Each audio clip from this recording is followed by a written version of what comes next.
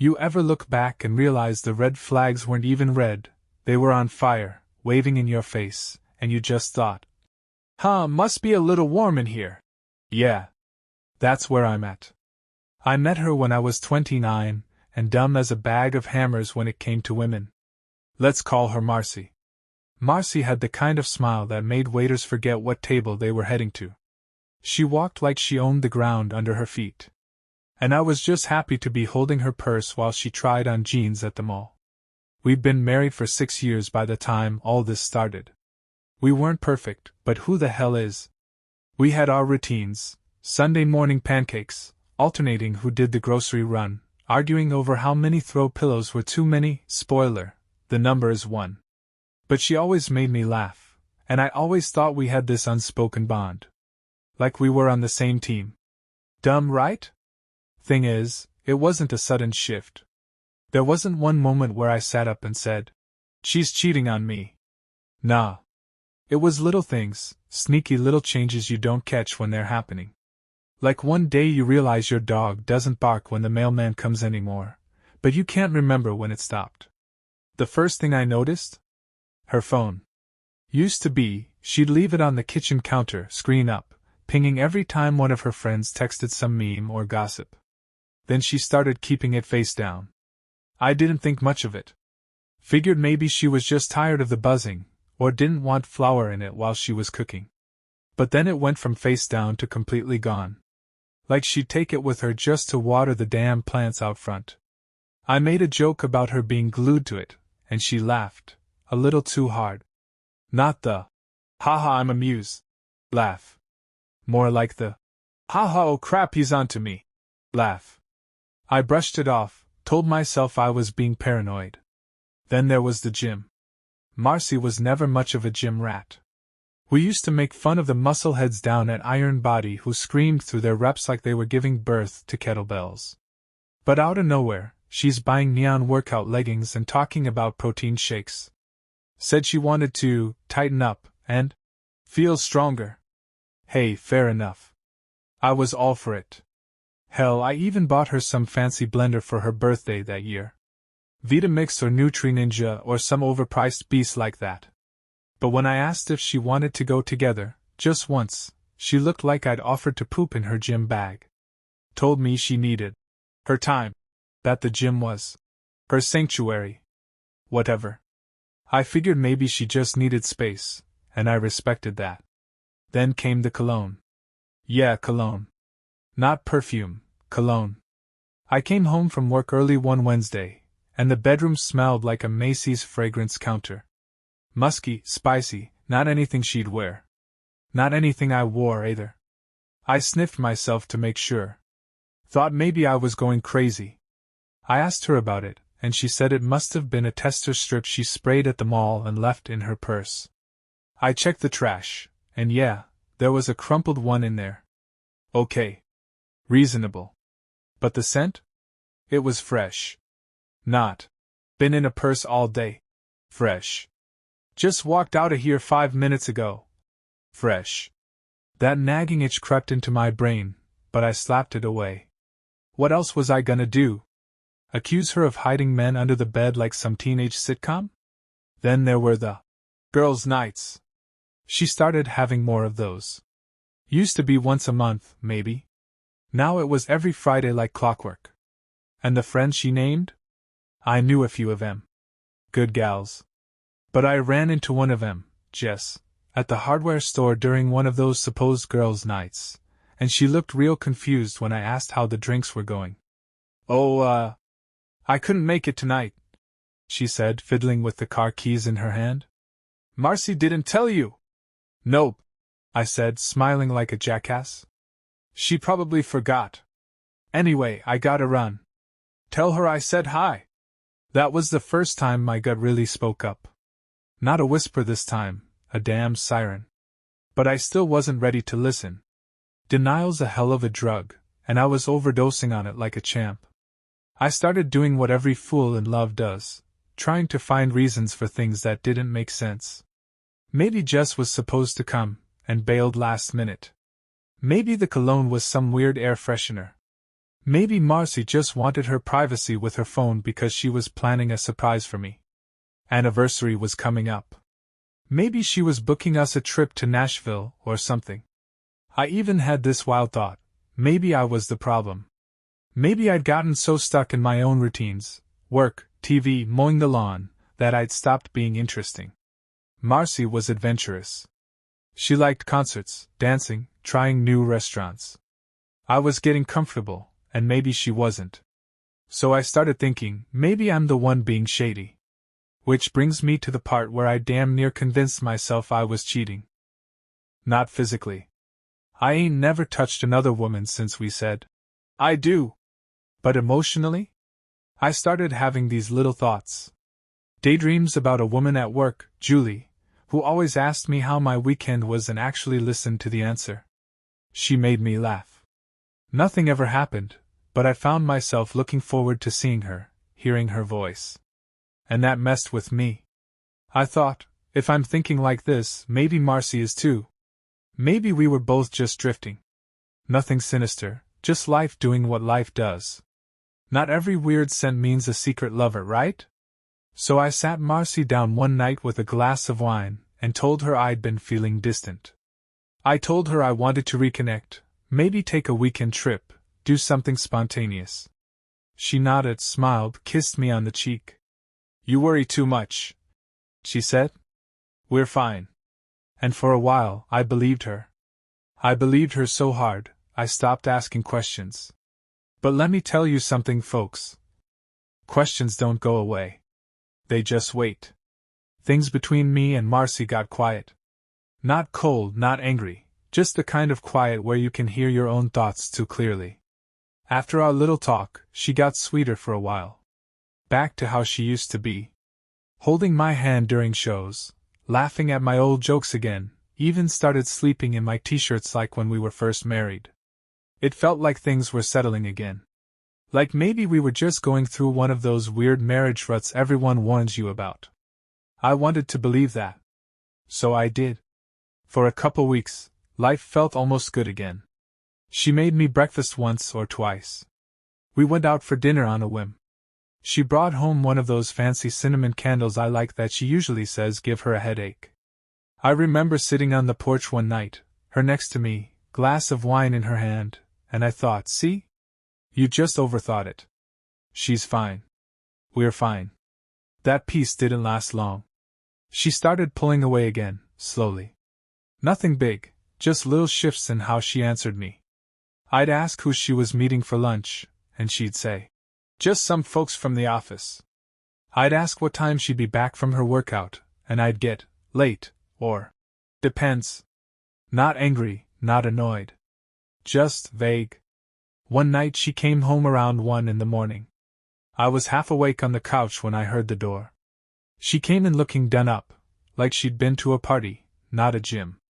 Red blouse, heels I'd never seen before, and smelling like champagne and that floral perfume she only wears when she's dressing to impress.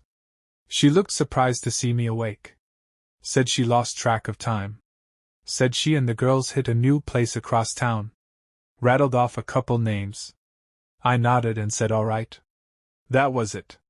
I didn't push. But I looked down at her heels as she walked off to the bedroom, and I noticed the bottoms were clean. Too clean for a place that supposedly had a gravel parking lot, like she said. Not even a speck of dust. Still, I told myself there had to be a good reason. I'd made a promise to trust her. So I did. But I couldn't shake this dull pressure in the back of my mind. Like a rock in my shoe I couldn't find. Things started lining up in strange ways, or maybe they just stopped making sense. Her gym bag, for instance, used to live in the back of the car. Suddenly it was getting brought inside every single night. And her car itself? Spotless. Not just vacuumed, but clean top to bottom like it was ready for a car show. She told me she was just trying to be neater. That she was making space in her life. Then my buddy Dean started disappearing, too. Now Dean's been my best friend since we were kids. He's the kind of guy who'll help you move, drink your last beer, and buy you another one the next day. We used to hang out at least once a week, grab a beer, shoot the breeze, nothing fancy. But lately he'd been missing in action. Always working late. Helping his mom. Going on mystery dates he never seemed too excited about. I didn't think much of it at first. Life happens. People get busy. But there was this one night, Marcy said she was out with her girls again.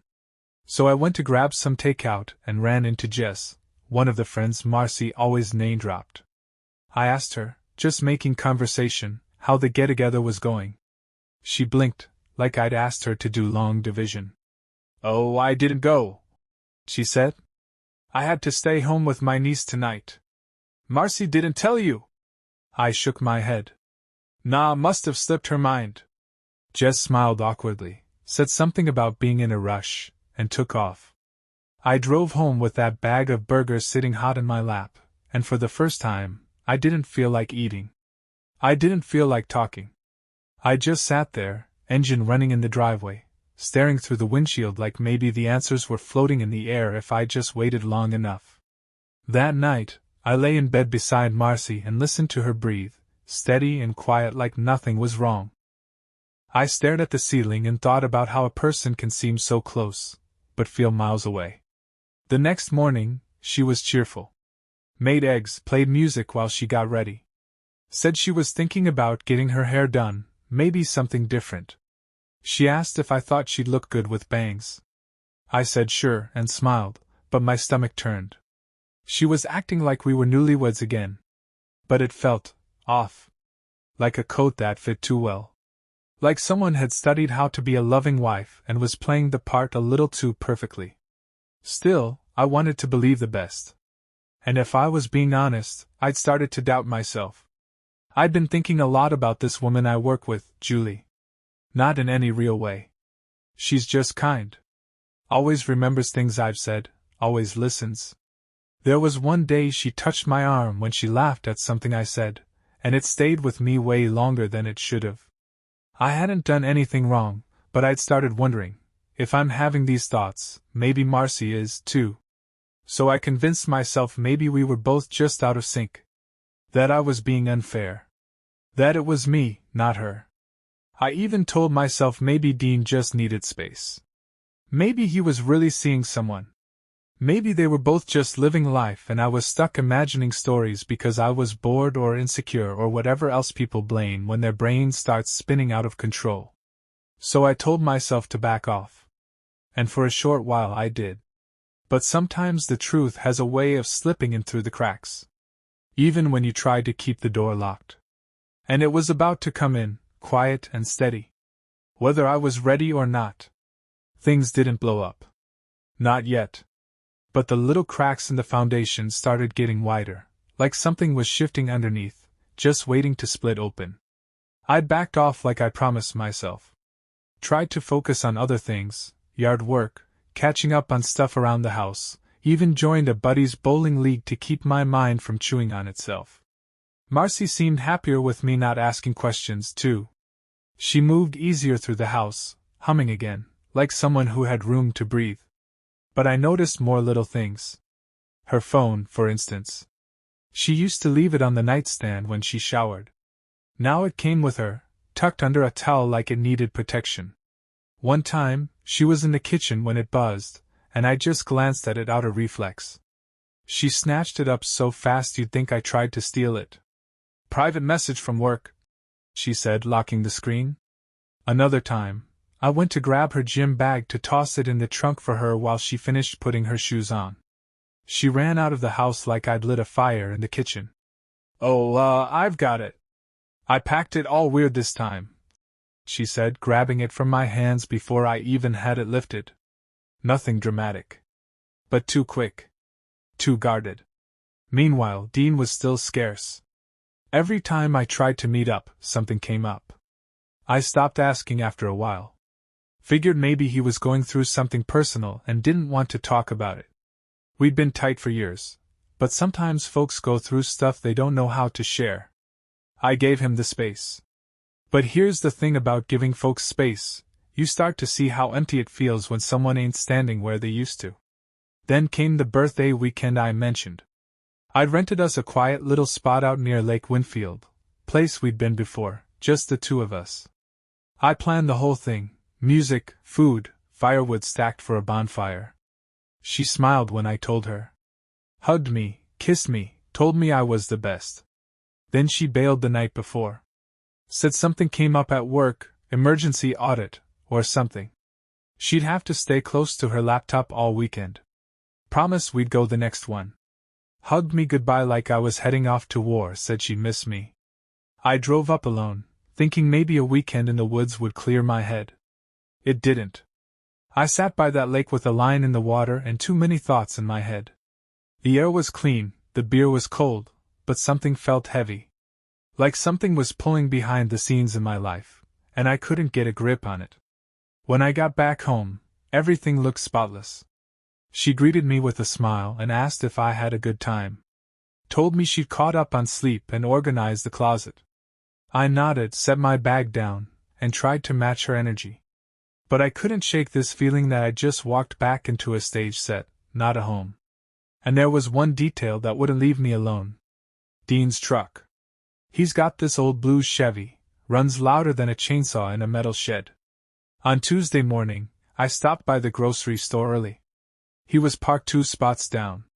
Nothing weird about that, until I saw the mud on his back fender.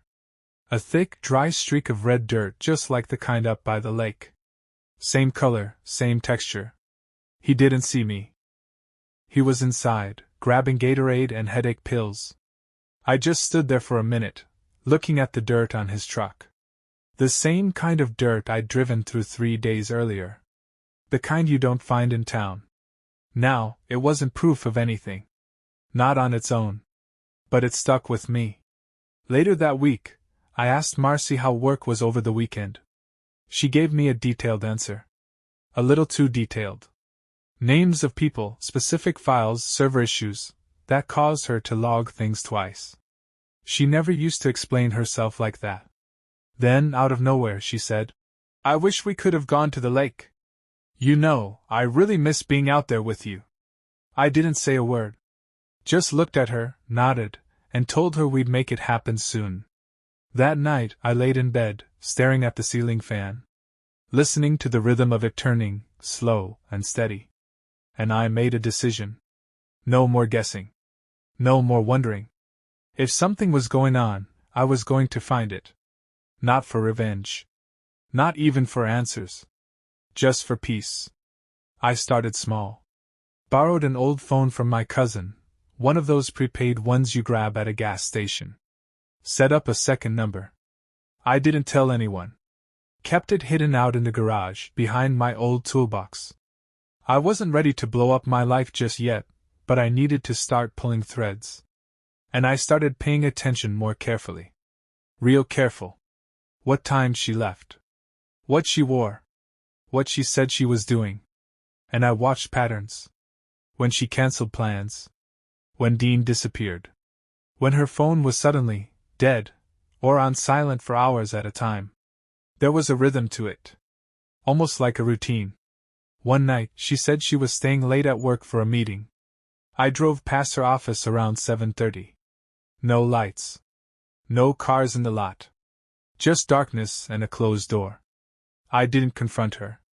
I just went home and waited. She came in at 9:15, talking fast, tossing off details again. Some guy from out of town, a surprise meeting, time got away from her. I smiled. Said I was glad it went well. She kissed me on the cheek, went to shower, and I sat down at the kitchen table. Thought about the smell on her, the same cologne I'd caught once before. Not her usual scent. Not mine. I looked over at her gym bag by the door. And that's when something changed.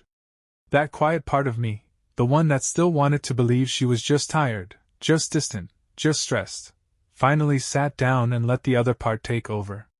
The part that knew something was wrong. The part that had been quiet too long. I didn't want to just find out what was going on. I wanted to show her I knew. Not by yelling. Not by fighting.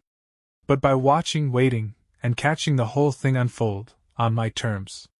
So I waited. And watched. And planned. Because the truth was close now. I could feel it. Just had to let it walk in the front door. The day after I saw her with Dean, she acted like she had the world in her pocket. Made breakfast, wore my shirt around the house, even asked if I wanted to watch that old show we used to binge together. She laughed at all the right moments, touched my arm when she passed me. If I didn't already know what I knew, I might have thought things were finally looking up. But I knew better now. There's a different kind of quiet that settles in once you've seen the truth with your own eyes. It's not suspicious or scared, it's patient. And I was patient. I smiled when she smiled, kissed her cheek, asked her how her day was. I let her believe she still had the upper hand. And while she was busy pretending everything was fine, I was making a plan. I'd been the steady one in this marriage. Paid the bills, fixed the leaky faucet, remembered her sister's birthday. I wasn't about to let all that go and walk away empty-handed while she ran around with the man who used to call me his brother. No. That wasn't gonna happen. So I started moving my pieces in the dark. First, I made copies of everything: financial records, bank statements, the car title, insurance policies. Quiet stuff. Stuff she wouldn't notice missing for a while. She always left the paperwork to me, never even glanced at it. If it didn't show up on her phone or come with a receipt from Sephora, it wasn't on her radar. Next, I paid a visit to a lawyer. Not one of those billboard hotshots, just a quiet, sharp guy a coworker recommended. He looked over everything and asked me how far I wanted to go. All the way, I said. But I want it clean. No mess. He nodded like he'd heard that before and got to work. Then I made one more stop, at the storage unit. I'd had it for years, mostly used for old tools, furniture from my dad's place, stuff we never had room for. I cleaned it out, moved in a spare bed, stocked it with clothes, a little fridge, a lockbox. Didn't want to stay at a buddy's place when things went down. I wanted my own space, where I could breathe without hearing her laugh from the next room. The whole time, I kept up the act. Told her work was stressful, let her think I was distracted. She didn't notice anything different. If anything, she got bolder. Started dressing up more, leaving the house with that same smug little grin she'd wear when she thought she won an argument. One night, she told me she was heading out for a work dinner. Said it was some marketing thing with clients from Chicago. She threw on this deep green dress she hadn't worn in years, said it made her feel powerful. I said she looked beautiful. Even helped zip it up. She gave me a long kiss at the door. Told me not to wait up. I didn't. Instead, I waited 5 minutes, grabbed the spare key from the drawer, and drove her car down to the end of the block. Swapped it for mine. She never checked. Why would she? She was used to being a few moves ahead. Then I drove.